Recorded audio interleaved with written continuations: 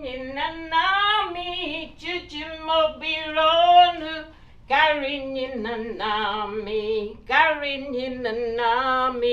Jujimobironu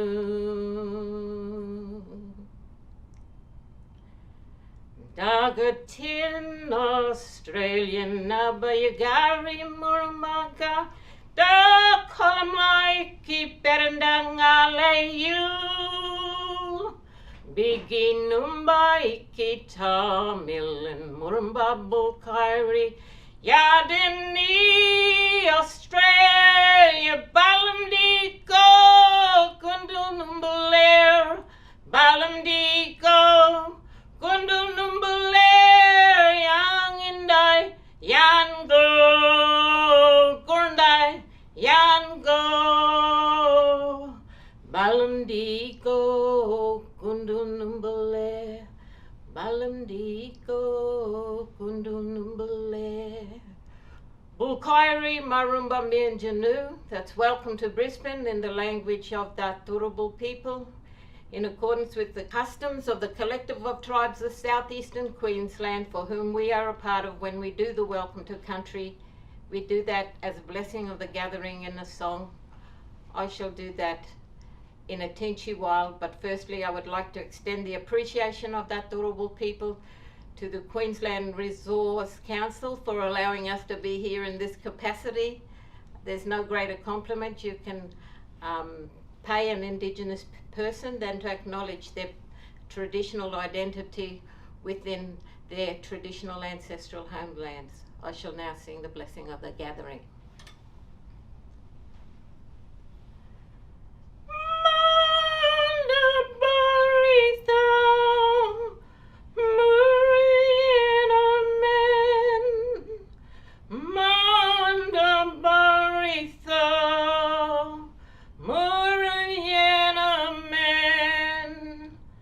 Mandabaritha, Muriena men.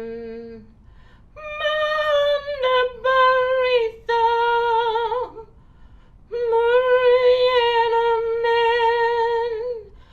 Bisalgariathai, Gavaikari Buja, Mandabaritha, Muriena men. Mandabaritha, Muriena men. Ladopayava, Ninyunganala, Mandabaritha, Muriena men. Mandabaritha, Muriena men.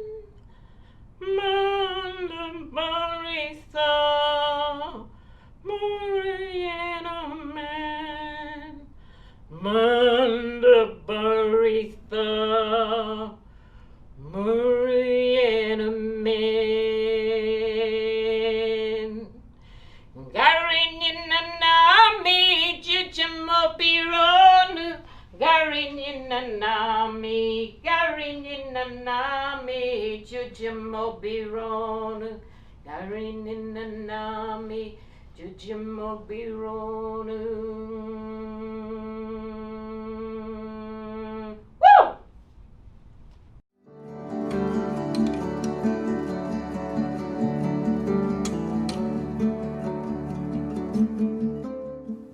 Hi everyone, welcome to the Queensland Resources Council's Indigenous Awards for 2020. Although we meet in a slightly different way this year, the most important thing is that we're still coming together to recognise the achievements of Indigenous people. I'd like to pay my respects to the traditional custodians of Brisbane, including their elders, past, present and emerging. I'd also like to acknowledge all traditional owner partners across our broader Australian operations and the Alnith people on whose land I usually work and live on in Weipa, Cape York, and where my family lives. It's been a difficult year for all of us. We've had to adapt to living and working amongst a global pandemic. For us at Rio Tinto, the year has been even more challenging following the devastating destruction of the Juukan Gorge in Western Australia. We made a mistake. In fact, we made a series of major mistakes, and unfortunately we have lost the trust of the Putukunti, Guruma and Pinakura people, and many other Indigenous and non-Indigenous people across Australia through our actions. The destructions of the rock shelters should never have happened, and we are absolutely committed to listening, learning and changing to make sure something like this never happens again. We've taken immediate actions to strengthen cultural heritage governance, controls and approvals, and have increased our focus on rebuilding and nurturing our relationships. We've also recognised that we do not have enough Indigenous people in leadership roles. We're proud to commit $50 million to attract, develop and retain Indigenous professionals into our company. Our company needs to understand better how to navigate host communities, and of course Indigenous people need to take our rightful place leading in corporate entities. We must never forget that traditional owners in Australia are the custodians of the land and will be our most enduring and long-standing partner relationships. At Rio Tinto, there are 3 C's at the heart of our leadership model: courage, curiosity and care. I feel proud to speak to you as the company's most senior Indigenous leader because I truly believe that by having the courage to say that we got it wrong, we can chart a new course and make meaningful change for all of us across the industry. By being curious and humble, we'll actually listen and learn so we can modernise our approach. And by caring for our people and partners, we can rebuild and create an equal relationship with traditional owners where we can deliver mutual objectives in real partnership. We are a proud and long-standing event partner for these awards, and I thank you all for coming together to recognise the valuable contribution of many strong and talented Indigenous people in our industry.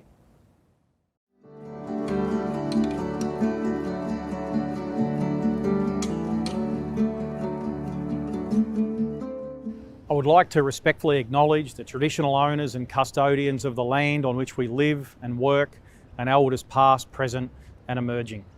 It is my pleasure to join you for the 2020 Queensland Resources Council Indigenous Awards to celebrate the outstanding contributions and achievements of First Nations Queenslanders in what has been an extraordinary year. The Palaszczuk government is focused on Queensland's economic recovery plan, Unite and Recover, and we recognise the QRC's commitment towards generating procurement, employment, training and career development opportunities for Aboriginal and Torres Strait Islander Queenslanders. This commitment is being acknowledged by the Palaszczuk government through $100,000 to assist in the delivery of initiatives to increase Indigenous participation in the Queensland resources sector. Employment of Aboriginal and Torres Strait Islander Queenslanders in the resources sector has more than doubled in the past decade. Through our Memorandum of Understanding, the QRC, in partnership with the Queensland Government, will continue to work to create local jobs, build workforces reflective of local community, engage Aboriginal and Torres Strait Islander businesses, and nurture respect for cultural heritage. Aboriginal and Torres Strait Islander Queenslanders contribute to the resource sector across every touch point as traditional owners, trainees, and skilled tradespeople to mentors, leaders, executives and business owners. And we know that having those traditional owners who are connected to country, working on their country, helps all of us to better understand and respect the cultural significance of this ancient land that we all live on and work on.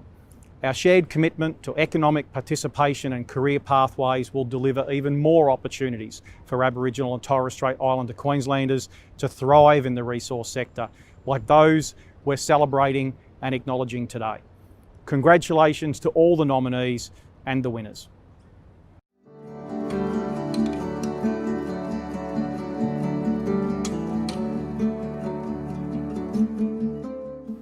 Good afternoon, ladies and gentlemen. I would like to start by acknowledging the traditional custodians of the many lands on which we meet today, albeit virtually, and to pay my respects to their elders past, present and emerging. I would also like to take the opportunity to acknowledge and pay my respects to my Woolly elders past, present and emerging. Welcome to the QRC Indigenous Awards for 2020. I'm Charmaine Saltner, your MC for this year's awards, and it's an honour to be here for this 7th annual event.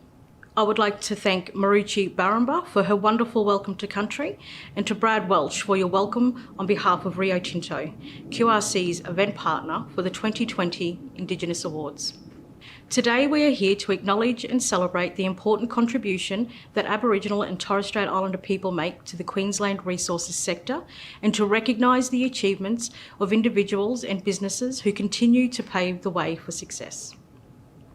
I would like to acknowledge our guest speakers, our star musician, Mr. Troy Cassadaly, QRC Chief Executive, Mr. Ian McFarlane, and directors on the QRC board, in particular, QRC President Brent Gunther. Before we progress with today's formalities, on behalf of the Queensland Resources Council, I'd like to formally thank our event sponsors. These awards would not have been possible without the generosity and continued support all year from these companies.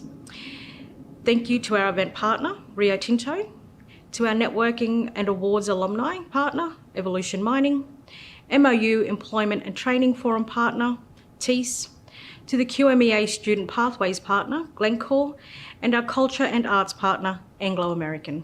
Thanks to our silver sponsors, Hastings Deering and Shell QGC, and to our bronze sponsors, Adani, APLNG, Mine Super, Q-Coal, and Ventia. Please join me in a virtual thanks to these companies for their support. I'd now like to welcome our first guest speaker for today, Dr. Jackie Huggins, Member of the Order of Australia and Fellow of the Australian Academy of the Humanities.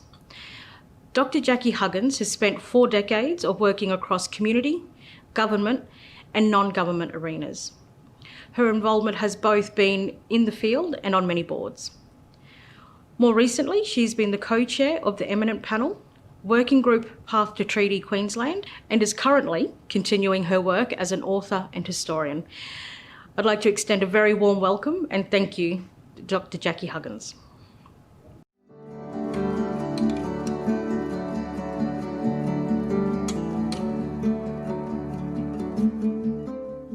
Good afternoon. I'd like to firstly pay my deepest respects and acknowledgement to the traditional owners of the country that I'm on and that you are all across this state and perhaps further. Improving the situation of Aboriginal communities and Torres Strait Islander communities in Queensland, and indeed everywhere, only works when the institutions of society are working together and listening to Aboriginal and Torres Strait Islander communities. Fiona will speak later on about the importance of listening to community. The institutions I want to talk about this afternoon are government and industry. But first, I want you to know a little bit more about where I'm coming from. I'm a Bidjara and Birigubba woman from Central and North Queensland. When I was asked by the Queensland Resources Council to speak, I had to think about what it was that I wanted to say to you. What's the connection between my experience in government and industry? My professional career over the years has encompassed work at various government departments at the state and federal levels. Sometimes government does not work for Indigenous peoples. It has, after all, historically worked against us. But all government really does is set the rules. It can't hand us over the keys to our empowerment by itself. A similar story is true for industry. It too has not always worked with or for us. However, slowly but surely, the trajectory of the relationship between the resources sector and Indigenous communities has changed. Now there are partnerships with Indigenous communities, and the contribution that Indigenous people make to the resources sector is the reason that we are here. It's worth reflecting on the fact that up to 12% of Queensland resources sector companies are Aboriginal or Torres Strait Islander peoples. Overall, the sector employs 4% Indigenous peoples. That's the highest level of any industry in Queensland. Similar to government, however, industry can't empower us by itself. And while it doesn't set the rules, what it can do, however, is create the wealth needed to allow communities to thrive. And while I appreciate the government has different objectives and constraints from industry, the point I want to make is that you are, in a way, different sides of the same coin. Government and industry working together can make the rules fairer and create the wealth necessary for empowerment. Everyone watching this appreciates that there is no silver bullet to all our problems. And I say our inclusively of all Australians. The outcomes for Indigenous peoples reflect willingness to go down the hard road of reconciliation and emerge a more mature community. So you're probably wondering what this looks like on the ground. Well, it's simple. As I said, there is no silver bullet. But I can tell you the key feature of approaches that don't work. That is a lack of listening, of genuine consultation and cooperation. The worst processes say they do, but actually they don't. Some processes I've been involved in that have worked because of the genuine dialogue and cooperation with traditional owners include and openness and transparency, trust and action. And if you want to know what the future looks like, it's one that builds on the progress that we've already made. And while a number of the jobs created for Indigenous peoples are fantastic, we still have a very long way to go. But whatever progress we made will need to have Indigenous people driving and leading it. And that really is what this afternoon is all about. To celebrate these wonderful people who are driving and leading change and inspiring the next generation of Aboriginal and Torres Strait Islander people to make their voices heard in what our shared future will look like. I'm very pleased to have been able to impress on all of you the importance of working together, government and industry, to listen and engage respectfully with Indigenous people, and let us take the lead. Listen to these award winners this afternoon and celebrate their leadership and their success. Wadamuli, thank you.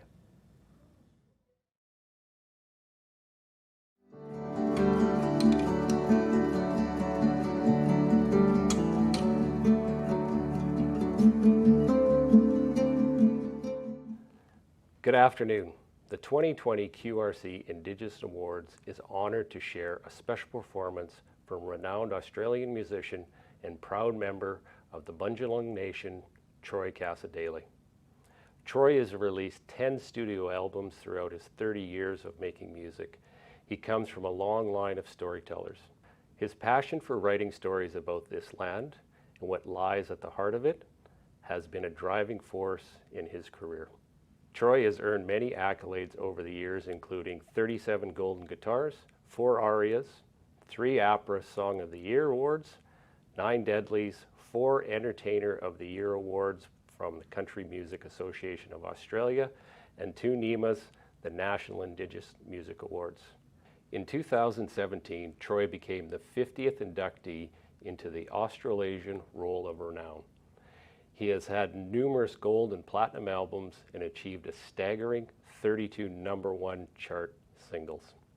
I had the pleasure of meeting Troy recently and seeing him perform live.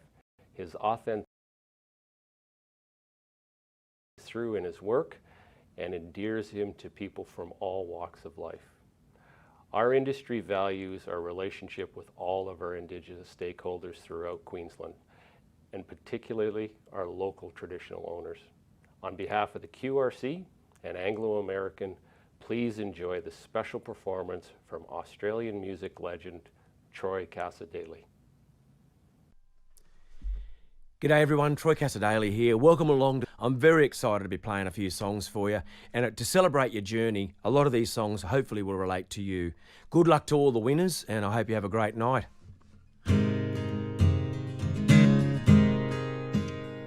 Have you looked out from a headland on an Angary dawn, or stood in Kakadu and felt so small? Dive through the waves on Cottesloe Beach, seen the Derby stars. Then we'll sing about this country, this place as old as time. We'll sing about a land that's yours and mine. Oh, every big and little town, from the center to the sea. Come on, sing about this country with me. Have you seen the rain falling down on Uluru? Headed north to Janie Creek, out of Omapoon. Watch the Corumba sunset melt that western sky. Then we'll sing about this country, this place as old as time.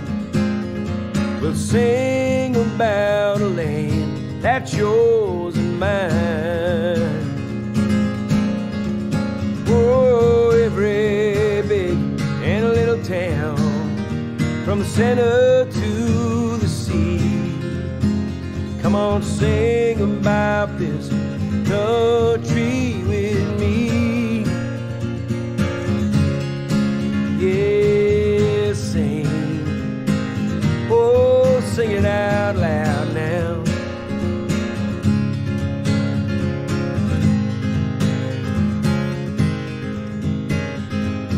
Can't you feel it rising up? It's our dreaming song. There's room for everyone when we sing about this country, this place as old as time. We'll sing about a land that's yours and mine. Oh, every big and little town, from the center to the sea. Come on, sing about this country with me. Come on, sing about this country with me. Yes, sing. Oh, sing it out loud now.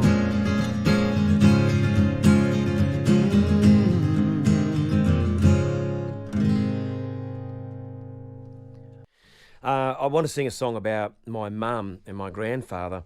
They really did a lot for breaking cycles back where I grew up in Grafton, and they had really, really good jobs on the railway. But the only way my mum could get a job on the railway was to get a referral from her dad's boss. My grandfather was a fettler, my mum wanted to be a cook. And I think the cycles that they broke in their lives were really important to getting all us kids on our way. This is a song called Trains. Hope you enjoy it. Trains, trains, they get down in your veins. That rumbling diesel sound fills my dreams. Oh, trains, trains, the feeling never wanes. My long-term, lifetime love affair with trains. My granddad and his mates were fiddlers on the line. They worked the tracks right across the state. And every now and then I talk to some old railway men. They bring old granddad's stories back again. Oh, trains, trains, they get down in your veins. That rumbling diesel sound fills my dreams. Oh, trains, trains, the feeling never wanes. My long-term, lifetime love affair with trains. My mother traveled far.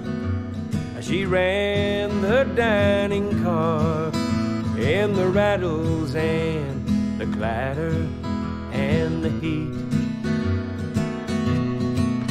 She'd work the northern train and head back south again. And sometimes I'd climb aboard and she'd take me. Yes, she would. Oh, trains, trains, they get down in your veins. That That rumbling diesel sound fills my dreams. Old trains, the feeling never wanes. My long-term lifetime love affair with trains. Now when my boy and I watch the locals thundering by, I know he'll sing his daddy's song one day. Trains, they get down in your veins. That rumbling diesel sound fills my dreams. Oh, trains, the feeling never wanes.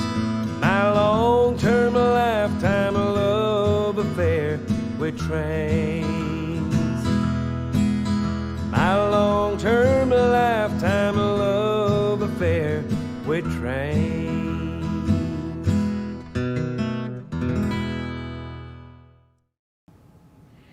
Thank you, Troy. It is great to have you as part of the awards this year and to have you share your reflections and journey through your music and storytelling. Ladies and gentlemen, I would now like to introduce our keynote speaker for today's awards ceremony, Fiona Jose, Chief Executive Officer at Cape York Partnerships. Fiona Jose is an Indigenous leader dedicated to education, reform and empowering change for Indigenous Australia. As a proud Aboriginal and Torres Strait Islander, Fiona's love for her family, culture and heritage shaped her career in empowering local change in Indigenous communities. Thank you, Fiona, and welcome.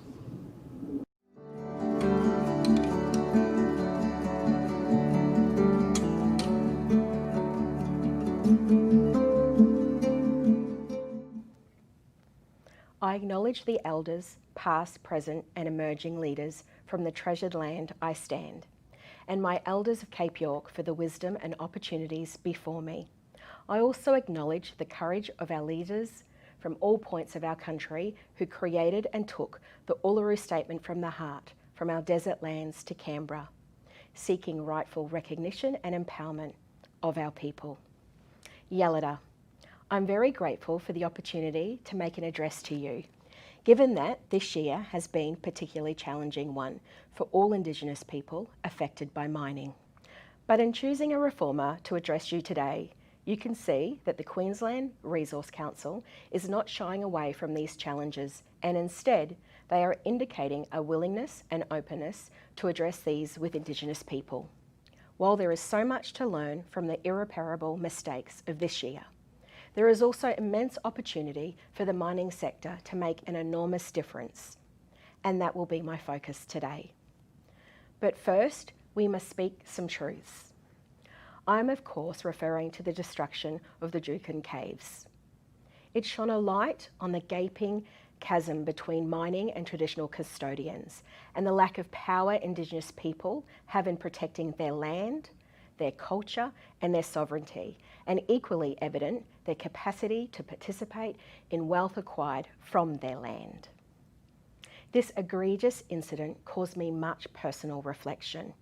While my heart broke, my cerebral side considered the problem of consent and the way it operates in relations to the human rights of Australia's Indigenous people. In response, Rio said they wanted a relationship based on respect, transparency and mutual benefit, but this must be balanced. Herein lies the irony, or is it hypocrisy?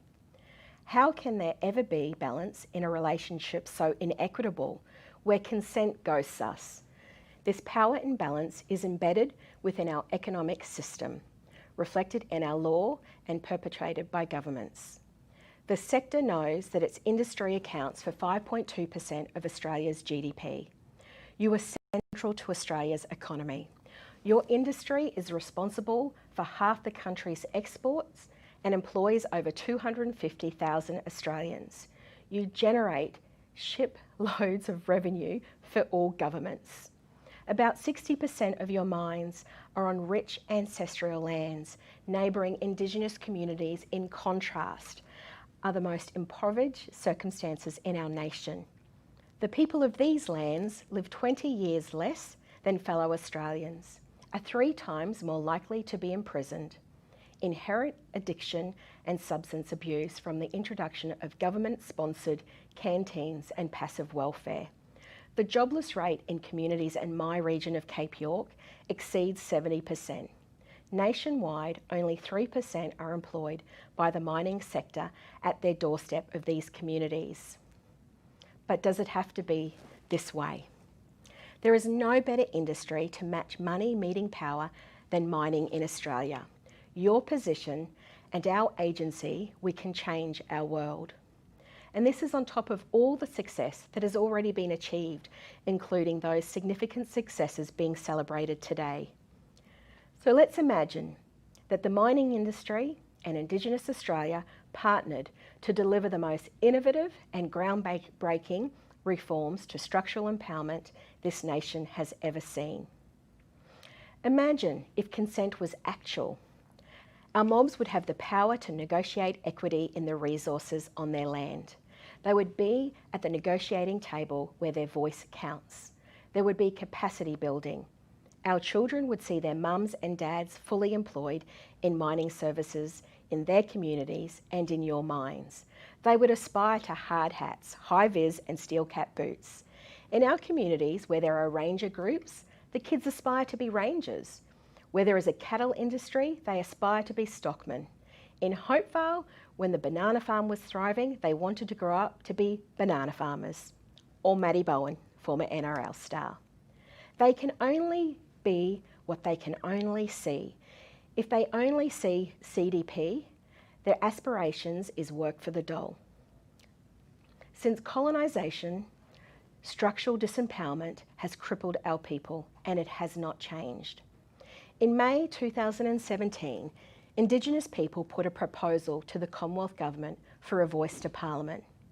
The voice would be a structural mechanism to give Indigenous Australians a say on the policies and laws that affect them, guaranteed by the Constitution, protected from the seesaw of politics.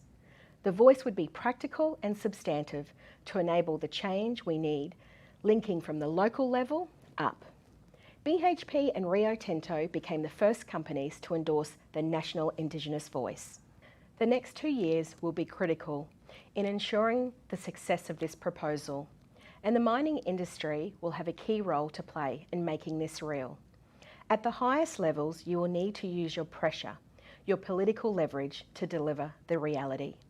This structural change would not be window dressing for consultation or for community engagement. This is structural change for negotiating measures that will close the gap. Measures such as economic development and employment. At the root of our problems in Cape York is our complete dislocation from the economy. Here we are 50 years on from the disastrous experiment of passive welfare, and our communities are suffering shameful unemployment rates that would not be tolerated in any mainstream community. In 2008, the Australian Government and Andrew Forrest attempted to address this through the Australian Employment Covenant. Together, they committed to creating 50,000 jobs for Indigenous people over a decade. More than 330 employers pledged over 60,000 jobs, but 5 years on, less than a third of placements occurred. And this is despite millions of Commonwealth Government funding being paid to companies participating in the Covenant. The National Audit Office said of one of the reasons for the failure was the Australian Government's reliance on the existing employment service delivery system to match workers to jobs, which we know are woefully ineffective yet still funded to the sum of $12 billion per annum. The other problem was the government's reliance on the private sector to close the gap via incentives. But as we know, no amount of incentive can compel a company to employ somebody who doesn't have the requisite skills or has a history of long-term unemployment. There's no doubt that there was plenty of goodwill and government money to job network providers and private companies. but the consequences of intergenerational passive welfare are far more complex, for which we have solutions. Earlier this year, Cape York Institute established a partnership with the Centre for Full Employment and Equity at the University of Newcastle. Working with the founder of a job guarantee concept, we recently proposed to the Prime Minister that the Australian Government commit to a job guarantee, at the very least in regions most desperate. A job guarantee would provide a full-time entry-level job to all those able to work at the minimum wage. This reform would deliver $100 billion in economic benefit every year, adding 5.3% to annual GDP.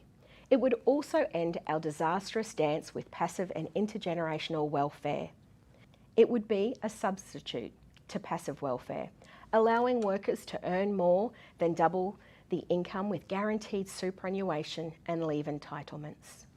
At Cape York Partnership, we have 65% Indigenous employment.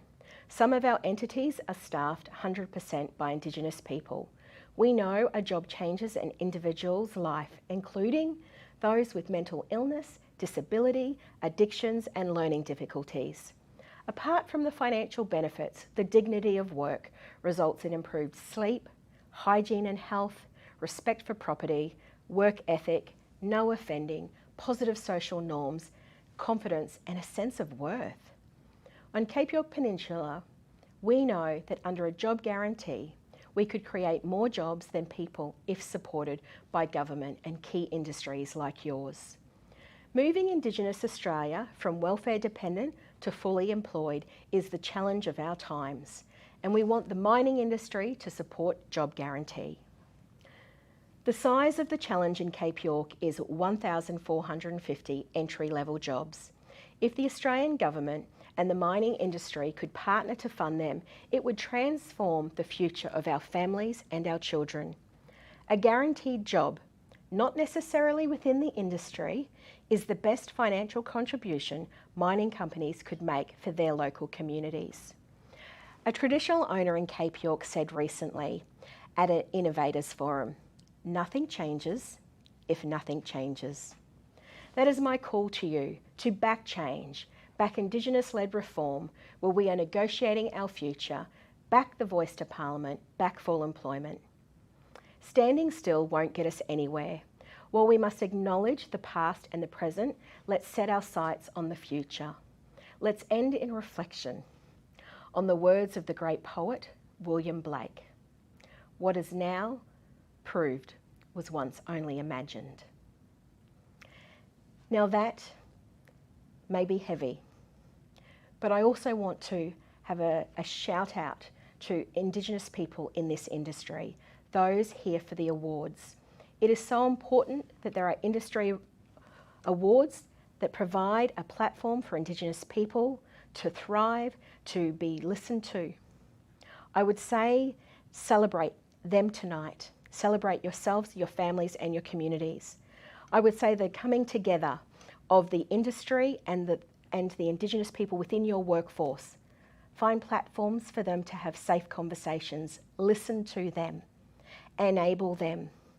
Let them do and be the lead in these discussions with your local communities. Let's not be at all tokenistic. Let's celebrate tonight what we know of as such great contribution that Indigenous Australians have to this sector and to this country. Thank you.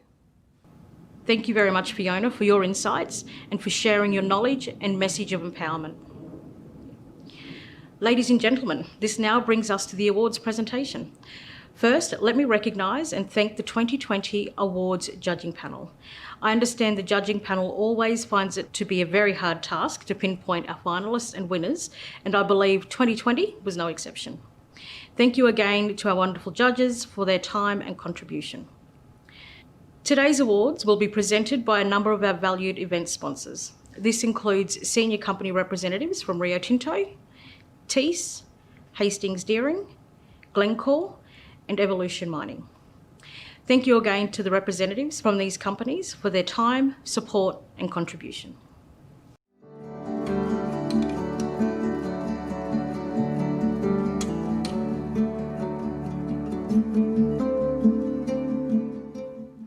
Good afternoon. My name is Sean Newbury. I'm the Executive General Manager for the Australian and Pacific operations at TEAS. Today we are very pleased to sponsor the Best Company Indigenous Employment and Training Initiative Award. This award recognises companies that have developed and maintained strategies that enhance the attraction and retention of Aboriginal and Torres Strait Islander peoples in either the resources industry or broader economy. And this year's finalists are the Yila Mundu Turnaround from Year Training Program, McMahon and Jenga Operations. The Yila Mundu Training Program is aimed at filling identified skills gaps for new-to-industry Aboriginal and Torres Strait Islander peoples, supporting their whole-of-person transformation into full-time employment. Currently, McMahon has 49 full-time Indigenous employees, which makes up 9% of their workforce at Byron. This initiative was developed with a view to capitalising on the work of Jenga Operations through the Tida Balaroo program, and to ensure that committed and enthusiastic individuals were captured through other pathways into long-term employment outcomes on the Byron coal mine. Breaking the barriers to belonging, Sodexo. In 2017, Sodexo's operations at Weipa and Amrun were struggling to retain local Indigenous employees across both villages in northern Queensland. As part of their Better Tomorrow 2025 plan, Sodexo commits to ensuring a diverse workforce and inclusive culture that reflects and enriches the communities that they serve. As a result of the above initiatives, in little over 3 years, Sodexo's Indigenous employment rate far exceeded the initial target of 20% and has reached an enviable rate of 39.09% as of August 2020. South 32, Cannington Indigenous Work Experience Program. Started in 2017, the Indigenous Work Experience Program was developed to make a positive difference for Aboriginal and Torres Strait Islander peoples in the local community across a wide range of opportunities, including employment, training, and cultural awareness. Through the program, South 32 aims to improve and increase Aboriginal and Torres Strait Islander representation across their workforce at Cannington and create a more inclusive and diverse workplace. And I am pleased to announce the winner is Sodexo, Breaking the Barriers to Belonging.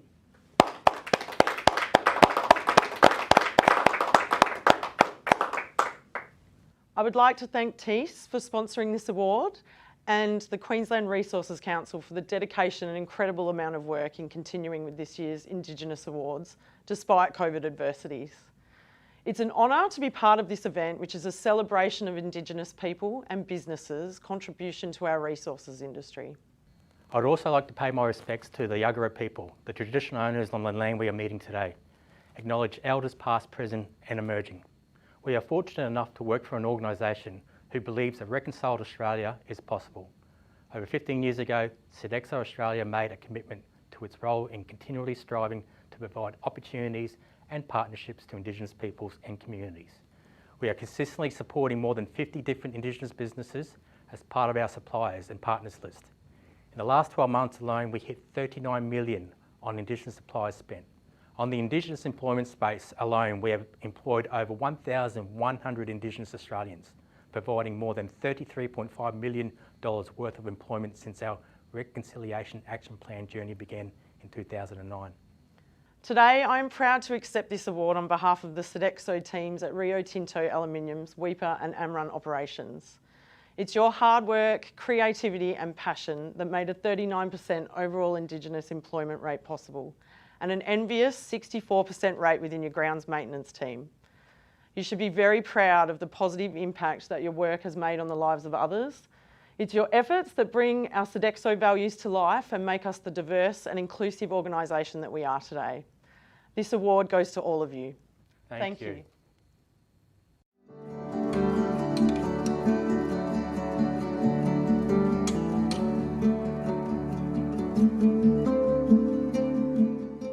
Hi, I'm Judy Bertram, the Deputy Chief Executive of the Queensland Resources Council, and it's my great pleasure to present the award for Best Company Indigenous Procurement Initiative. This award is sponsored by Shell QGC. It recognises companies that have developed and maintained strategies that increased Aboriginal and Torres Strait Islander business participation within the resources sector supply chains or programs to support business development and capability in the broader economy. From a very worthy group of nominees, I'm pleased to announce that the winner is Wanu Banal Program, Arrow Energy.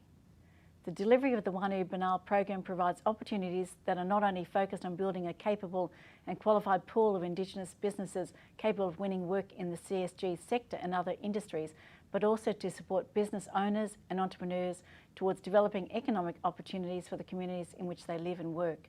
Please join me in congratulating Arrow Energy. The award is being accepted by Arrow's Chief Executive Officer, Cecile Wake. Thank you very much, Judy.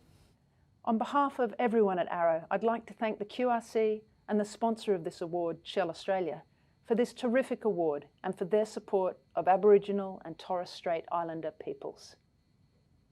At Arrow, we're incredibly excited to receive this award, and we're proud of the achievements of the more than 130 graduates and current participants in Arrow's Wanu Banal program. Together with the rest of the resources industry, we have a responsibility to use our presence to build the resilience of regional communities, and particularly those of Australia's First Peoples.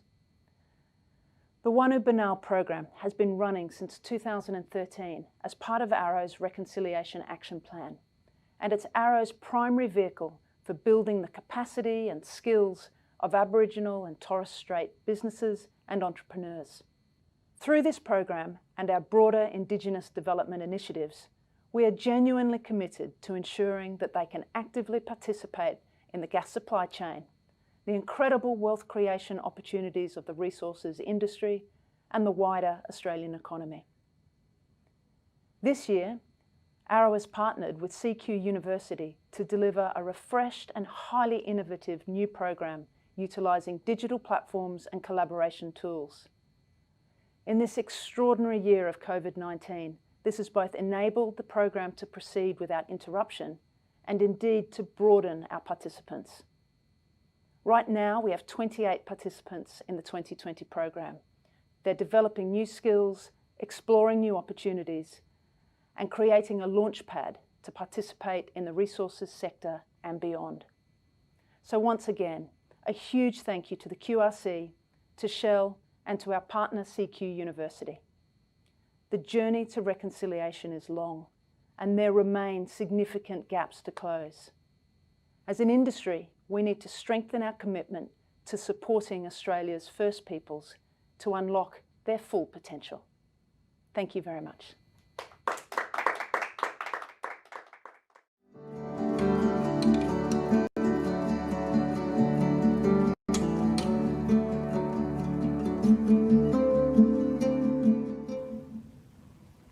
Good afternoon. My name is Patricia Rendell and I'm the Executive Assistant to the COO at Hastings Deering, and we are pleased today to sponsor the next award.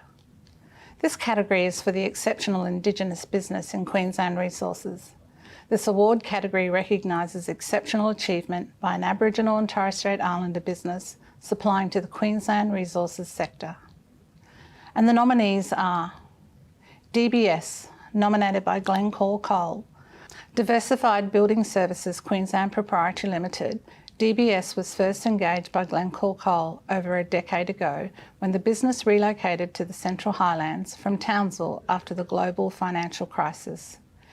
DBS provides a total workforce management service to the Central Queensland resource and civil sectors, including Glencore and other local miners. They specialise in construction, project management and administration, grounds maintenance, contract cleaning and other solutions, while maintaining a high level of safety. DBS have been working on town and site maintenance in Tiiri and Glencore's Oakey Creek Coal since 2012.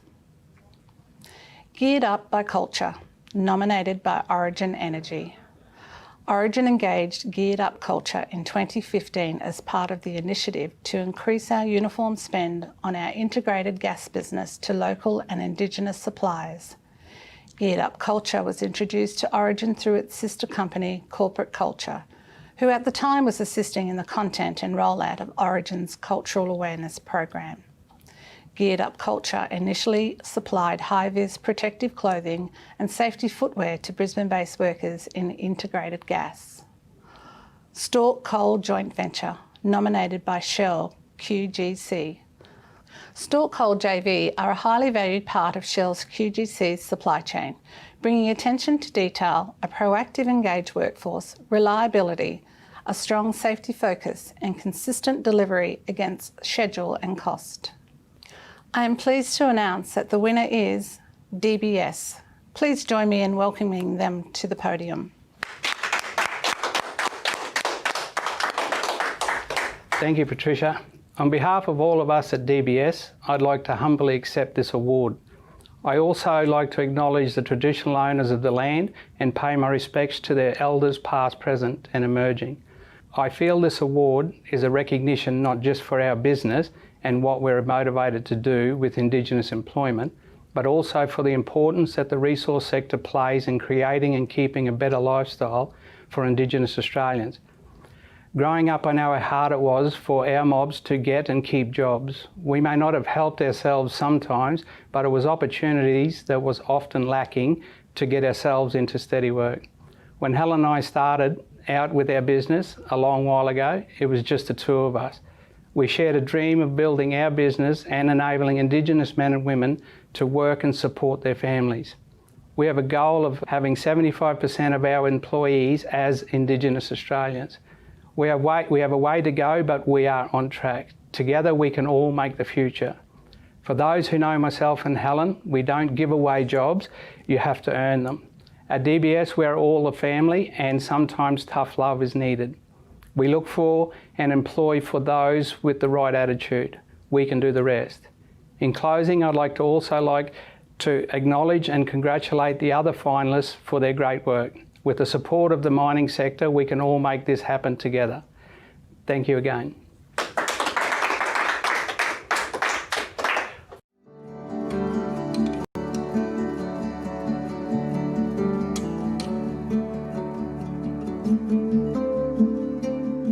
Good afternoon, my name's Brian French and it's my proud responsibility this afternoon to present, on behalf of the QRC, the 2020 Exceptional Indigenous Queensland Minerals and Energy Academy Student Award. Now this award recognises exceptional achievement by an Aboriginal or Torres Strait student at a QMEA school who has shown significant promise and passion for a career in the Queensland resources sector.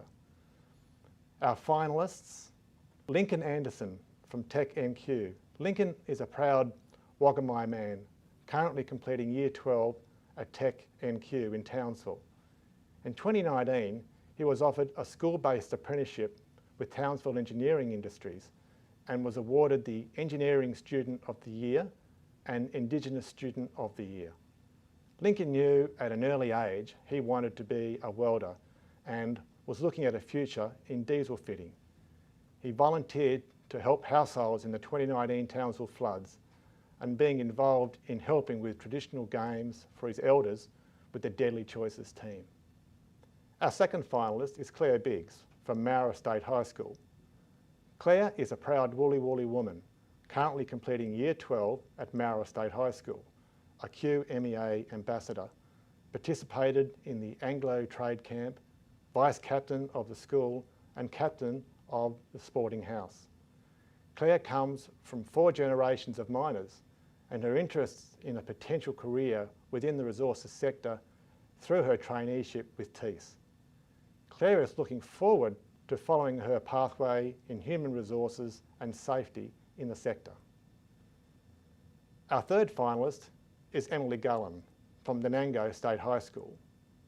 Emily is a proud Indigenous woman currently completing Year 12 at Nanango State High School and attended this year's QRC International Women's Day Breakfast in Brisbane. An Indigenous leader at her school, Emily has participated in a number of public forums and gave the welcome to country at weekly school parades. Emily is a volunteer firefighter. Emily has a love for Indigenous art and hospitality. And I'm very proud now to announce that the winner of the 2020 Exceptional Indigenous QMEA Student Award is Lincoln Anderson from Tech NQ.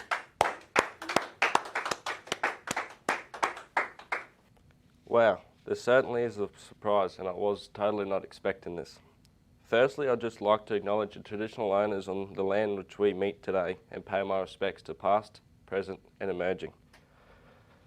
I'd also like to acknowledge the Queensland Resources Council for holding these awards here today. Thank you to my school Tech NQ for nominating me for this award, and in particular my trade support teachers for their support, assistance and guidance that they have provided me over the years. I certainly appreciate what you have done for me. Through your dedicated support, I gained employment with Townsville Engineering, so a big thank you to Terry and the team over there. Winning this award will give me the motivation to complete my apprenticeship and head bush to contribute in fulfilling the unmet demand for trade-skilled workers in rural and remote communities in further years. Of course, these awards wouldn't be possible without the ongoing sponsorship from Glencore, so a big thank you to them for sponsoring this event tonight. Lastly, I'd like to acknowledge and thank my parents and mentors for their support, allowing me to grow as a person and for the ongoing support and encouragement they have gave me. Thank you.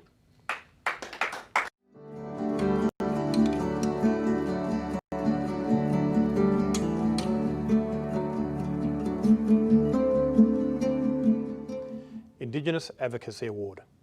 This award category recognises Indigenous or non-Indigenous individuals that have demonstrated an outstanding effort to encourage, promote and advocate for increasing Indigenous participation within the resources sector.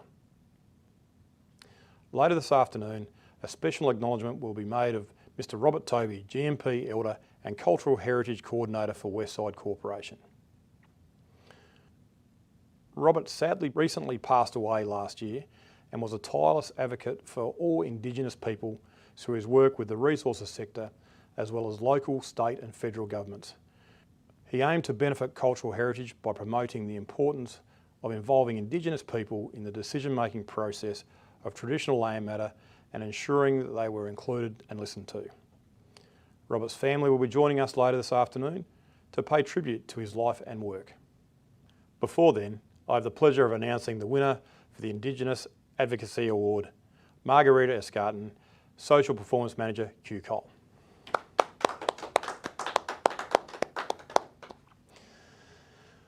For the past 9 years, Margarita has driven Q Coal's Indigenous policy and engagement strategy. She has developed industry-leading attraction and retention initiatives in partnerships with traditional owner groups. A significant outcome of these partnerships has been the 12% Indigenous participation at Q Coal's Berwyn site and 14% at the Northern Hub, with 7% Indigenous staff at Q Coal overall. These and other aspects of these operations are very deserving of this award. Join me in congratulating Margarita.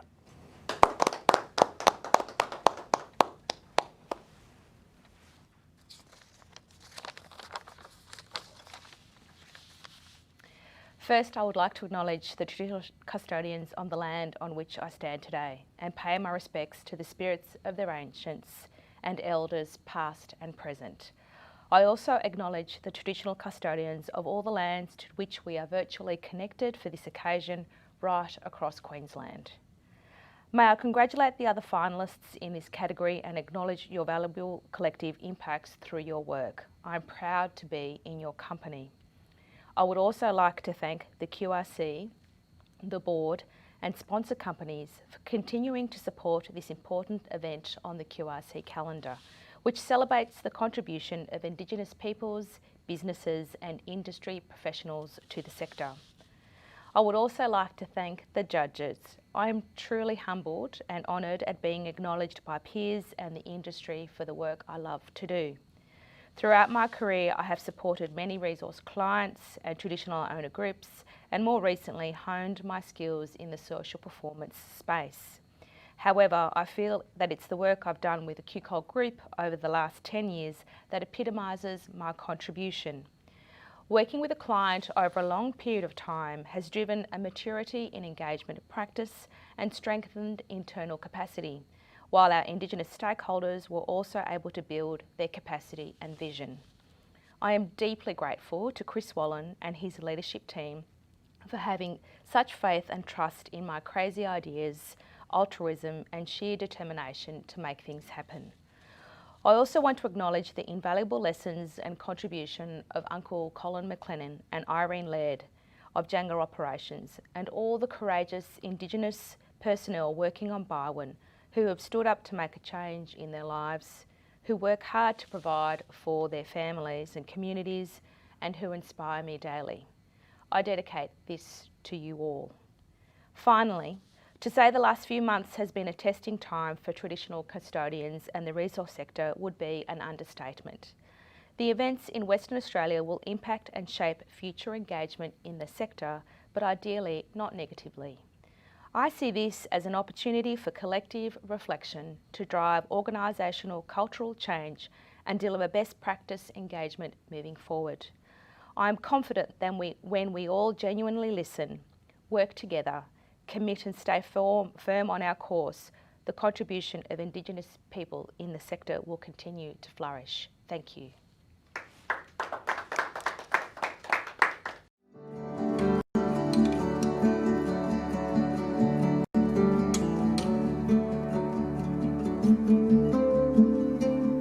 Hello everyone, my name is Mark Davies, and on behalf of Rio Tinto, I am pleased to announce the finalists for the 2020 Exceptional Indigenous Person. This award category recognises exceptional achievements by an Aboriginal or Torres Strait Islander person working within the Queensland resource sector in any occupational profession. I am also pleased to announce that this year we have a special twist. To recognise emerging talent among younger Indigenous people, we will also be recognising the Indigenous Rising Star in the Queensland resources sector. First though, I have the pleasure of announcing the finalists for this category. Tennille Tonga, Hastings Deering. Tennille is proud to be the first Indigenous female leading hand at Hastings Deering, leading a team of 20 diesel fitters, trades assistants and apprentices. Last year she was asked to be one of the Hastings Deering's representatives, one of the faces for our 2019 apprenticeship intake, advertising and featured in a video talking about her journey. Tennille became an apprentice diesel fitter in 2013 and a fully qualified tradesperson in 2017. She manages the highest velocity cylinder lane within the company. Secondly, Brad Welsh, Rio Tinto. Brad is Inclusion and Diversity Chairperson for the WEPA operations and supports 40% of the employees in WEPA who are either Indigenous, female or both.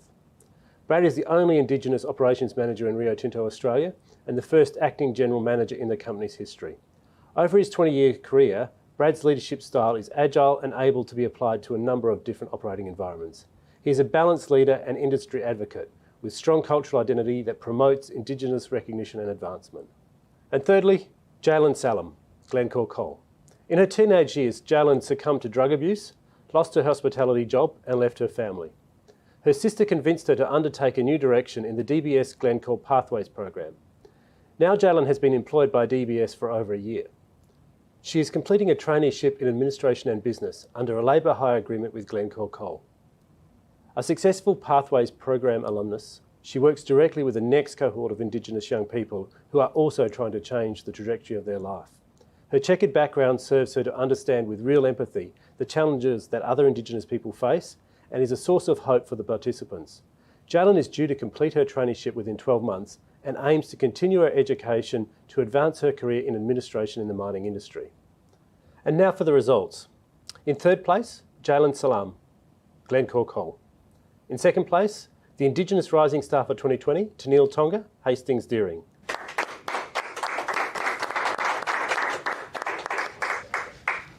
Thank you so much for this award. I'm shocked and humble in this moment. First of all, I'd like to congratulate the other finalists. To be recognised at this level is a fantastic achievement. Thank you to all the sponsors. Without your valued support, this brilliant showcase of Indigenous talent could not have happened. I believe these awards are beneficial to recognise Indigenous people in the resource sector. To win this award means so much to me and for my family and my tribe, the Yabira mob. Their support over the years is what has led me to stand here today. I'd like to thank everyone I work with at Hastings Deering and who have made my journey in the resource sector become far more than I've ever imagined. The training, my apprenticeship, their mentorship, Their companionship and support has meant everything to me. I work in a tough workshop, leading a large team of mainly men. To be recognised amongst my peers and wave the flag for Indigenous female talent is something remarkable for me. To win this is beyond my wildest dreams. I am truly honoured to accept this award. Thank you. And the Exceptional Indigenous Person for 2020 is Brad Welsh, Rio Tinto. Please join me in congratulating our finalists.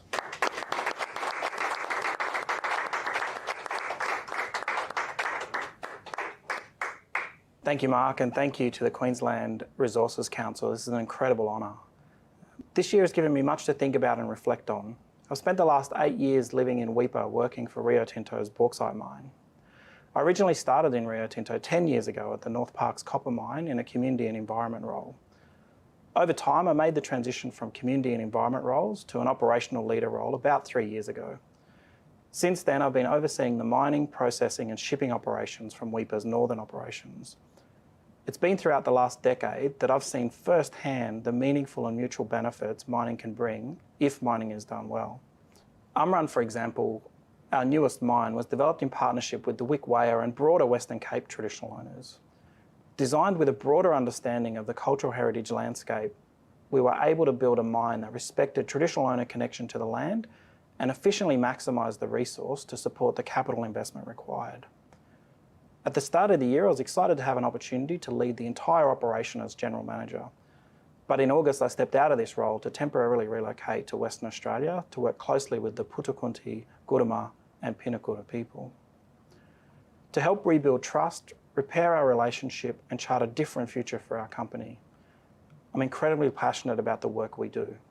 I fundamentally believe that mining is essential to human progress and an important economic driver for our host communities. The way we work with host communities needs to change so that it's a real partnership, an equitable relationship where we share objectives and make joint decisions. To achieve this, we need to modernise. I'd like to thank my partner Rochelle and our 3 kids. By following me all around the country in different roles in Rio, you've absolutely supported every achievement I've had, and it's been our shared success, which is a fundamental difference to my achievements. I'm still proud to wear the Rio Tinto shirt and even prouder to be part of a meaningful change in our company and for the broader industry. Thank you again. Congratulations once again to all of our winners and finalists for the 2020 QRC Indigenous Awards. Being an awards alumni myself, I understand that this kind of recognition is an acknowledgement of not only career achievements, but it is also an acknowledgement of the personal and societal barriers that we as Indigenous people have to overcome to continue to develop and progress in our careers. For me, it was an opportunity to open up conversations in my workplace and to continue to be a great role model for my kids, my nieces, my nephews, and for other Indigenous people.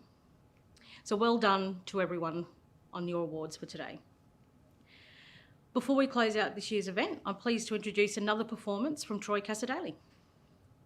It really is an amazing experience to be able to travel Australia, but everywhere I have travelled in Australia, you find a lot of uplifting people, Indigenous people who find purpose in remote areas and all over the country.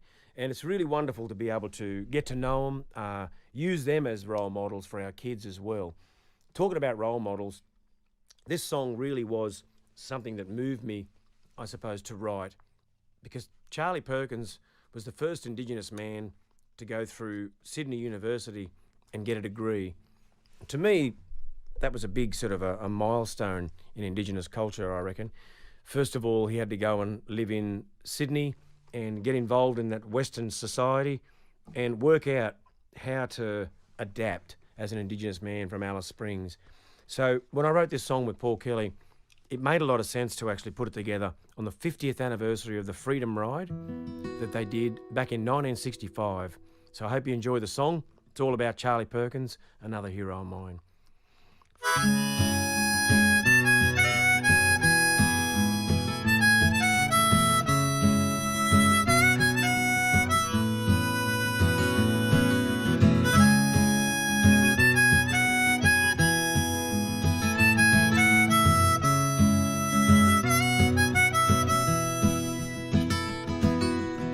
December 1965, the story of the freedom ride on a bus they rode from town to town. East to west, north to south, to get it from the horse's mouth. Those true stories on the ground. On a blazing summer's day, Charlie Perkins led the way at the public pool in Moree. Step back, said the man, you can't get in.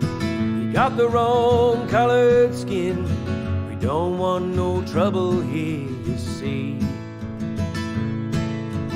All aboard the freedom ride, all aboard now, step inside. All aboard the freedom ride. Come and join the freedom ride. Fight for justice, fight for pride. All aboard the freedom ride. But Charlie said, now that's a shame, 'cause trouble is my middle name. You know names hurt more than sticks and stones.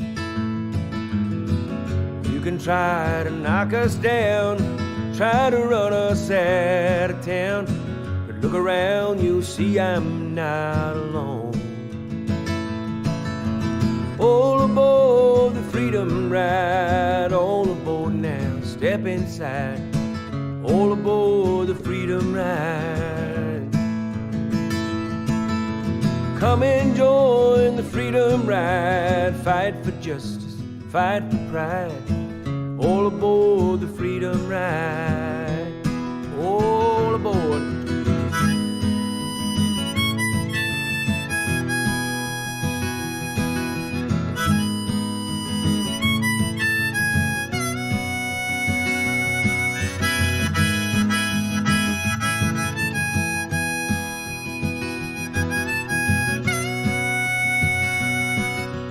All aboard the freedom ride. All aboard now, step inside. All aboard the freedom ride. We'll always need a freedom ride. Fear and hate will never die. All aboard the freedom ride. All aboard the freedom ride. All aboard, you mom.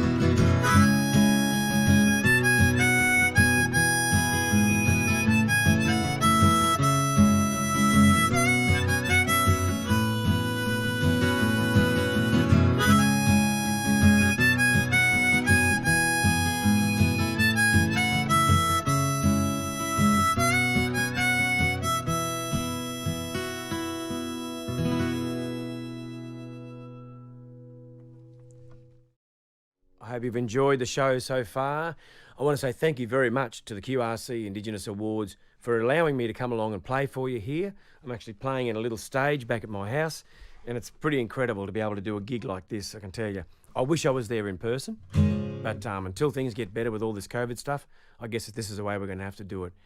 Congratulations to all the winners. You should be very, very proud of your achievements, and like I say, making your communities proud of what you've done in your own town. Here's a song called Take a Walk in My Country. And when I wrote this tune, it reminded me of how lucky I am to walk on different sorts of parts of our land, wherever we come from. I get a chance to do that as part of my job. It's been really, really a privilege to play country music and to be able to travel and meet people all over the place. So that's what this song's written about.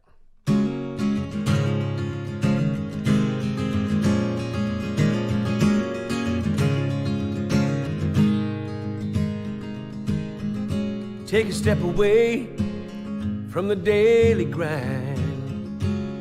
Come and get a little sunshine. If you want to feel wild and free, take a walk in my country.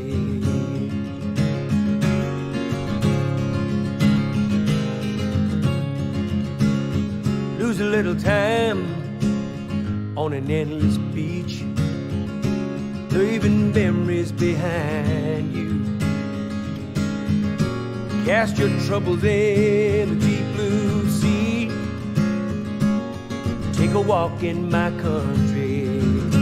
Come away on eagle's wings. Come away, yeah, where the dream time sings. Brothers and sisters, you and me. Take a walk in my country, yeah.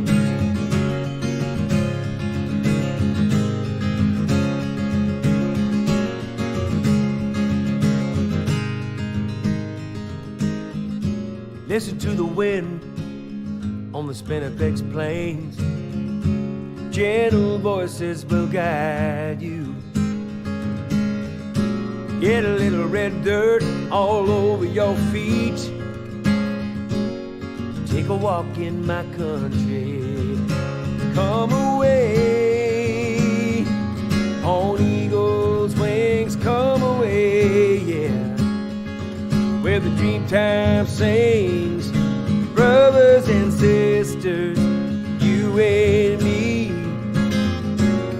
Take a walk in my country. Come on.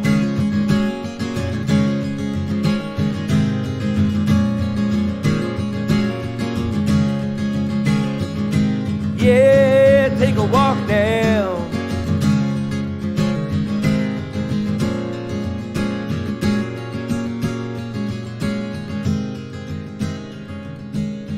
If you want to feel wild and free, take a walk in my country. Come away on eagle's wings. Come away, yeah, where the dream time sings. Brothers and sisters, you and me. Take a walk in my country. Take a walk in my country, yeah, yeah.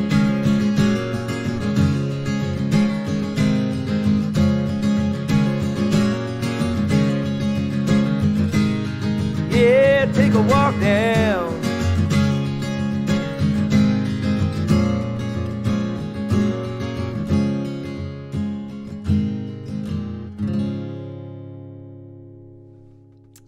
Enjoy. Congratulations, winners. Thanks for having me at the QRC Indigenous Awards. Lots of love from Troy Cassar-Daley. Thank you again, Troy. It's been great having you on board for the awards this year. Now I would like to welcome Brent Gunther, Chair of the Queensland Resources Council Board, to provide the vote of thanks.